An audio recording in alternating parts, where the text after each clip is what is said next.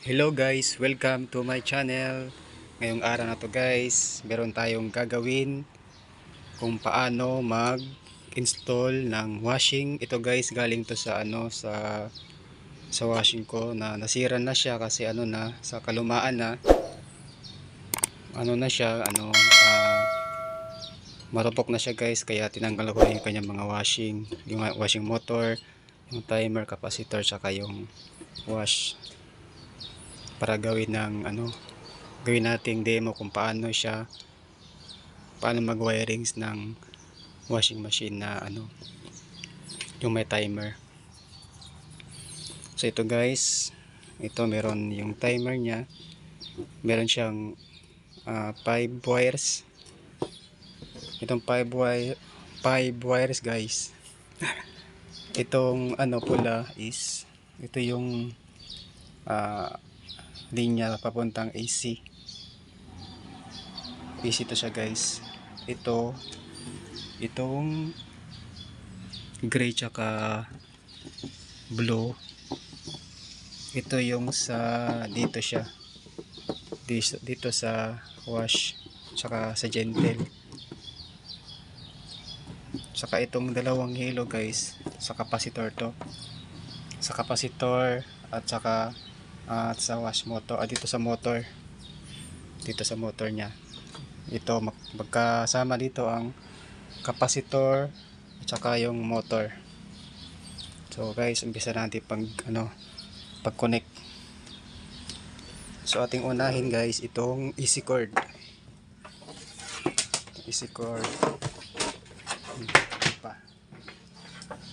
Sa AC cord guys, itong motor, meron siyang tatlong wire. Ito is yung blue, is yung common niya, yung common. Ito guys, sa mga motor meron siyang nakasulat, yan, yung asul, yellow, orange. Yellow orange is sa capacitor, saka yung blue or asul is AC, saka meron siyang fuse. So guys, ito yun siya guys. So ang fuse natin doon sa kabila na lang mamaya. Kahit na walang fuse kasi 4D mo lang naman. Ito blue tsaka sa AC to siya guys, yung common.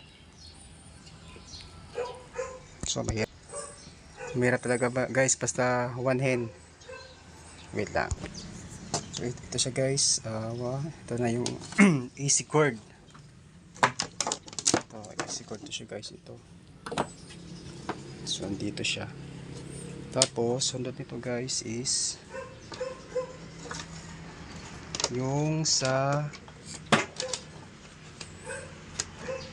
ito yung dyan guys, so yung diagram. Pangit lang yung pagkasulat ko, pag-drawing ko, pero at least meron siyang guide, di ba? Ito yung blue guys. Yung blue is yan siya. Sa AC cord siya guys. Saksakan siya yung AC. Yung blue. Ito yun siya. Tapos sunod naman is yung ito guys. Ito. Yung pula sa timer. Ito yung dito siya guys. Ito guys. Ito yung red. So wala tayong fuse kasi nawala yung fuse nito guys. So okay lang yan. Kasi 4D mo lang naman. So guys, tapos na siya. Ito na.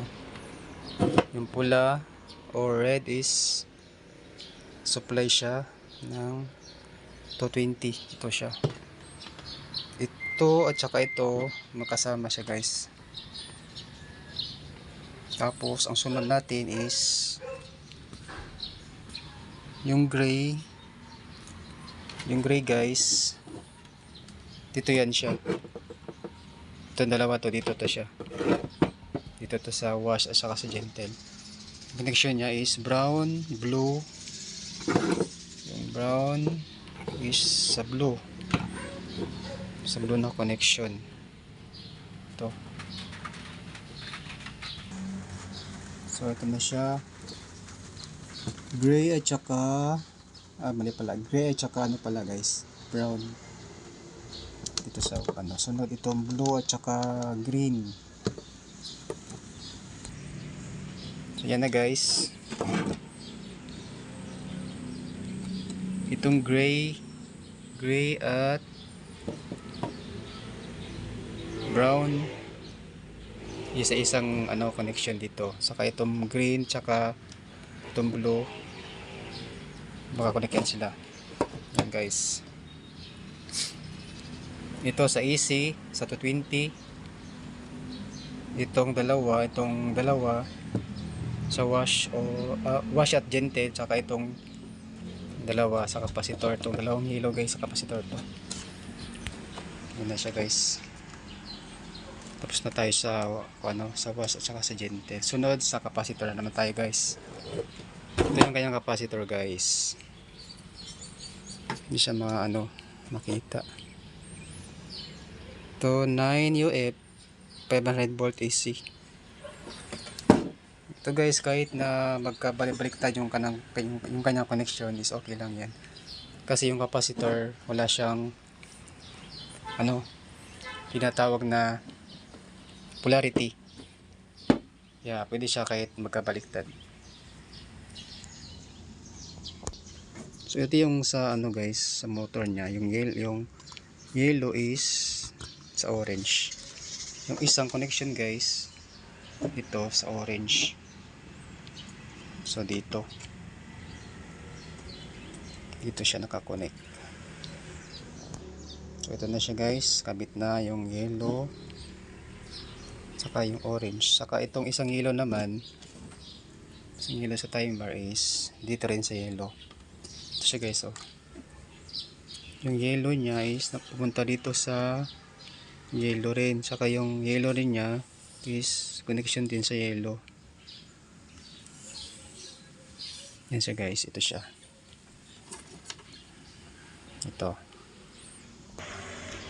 guys, tapos na yung dalawang yellow sa sa motor. Ito guys, yan, saka itong orange. Yan, sunod guys, ito sila magkatabi lang, magkasama to sila. Itong orange saka yellow makasama to guys. Ito sila.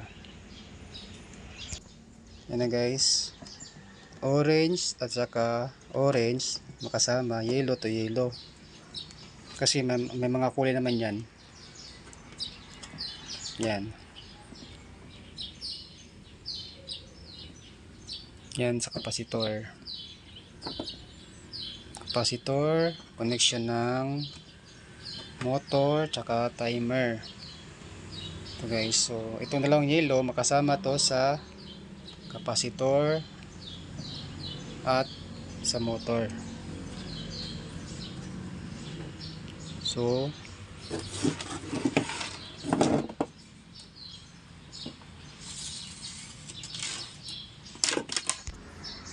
yan lang guys, yung kanyang connection guys. Madali lang siya guys. Basta meron kayong diagram na susundin. So lagyan muna natin ng sinkable tube para hindi tayo makurente.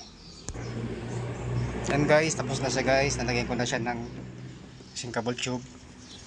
So tapos na siya.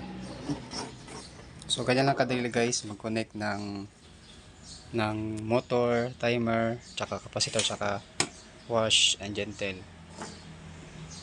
So subukan natin guys kung tama ba yung connection natin.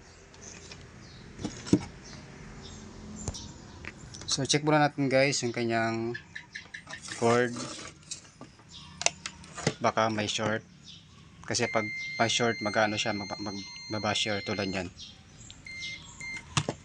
Check natin yung kanyang yung kanyang cord.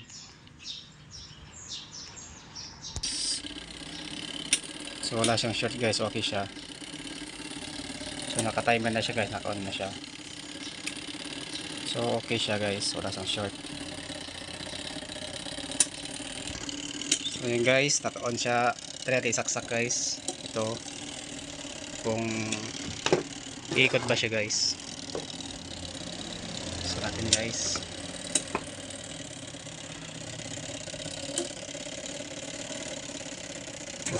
Yun. Ikot siya guys. Yung ikot niya is pag ganun. Sunod naman yan, pa-reverse na naman yan.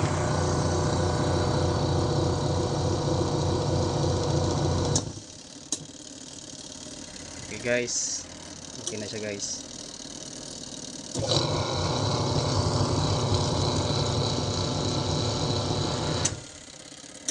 Okay. Okay siya guys.